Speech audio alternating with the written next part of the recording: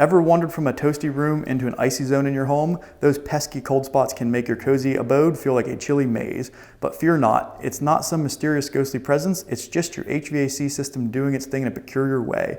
Air behaves like water, flowing around obstacles, creating stagnant pockets where warmth doesn't reach. Cold spots might lurk near windows, doors, or oddly shaped rooms, signaling issues like poor insulation or misplaced vents. The good news? You can tackle those chilly enclaves. Simple fixes like adding fans or ceiling-mounted fans can help, while more challenging spots might benefit from extra vents to get the air flowing. Your home should be a warm sanctuary, so don't let those cold spots cramp your style.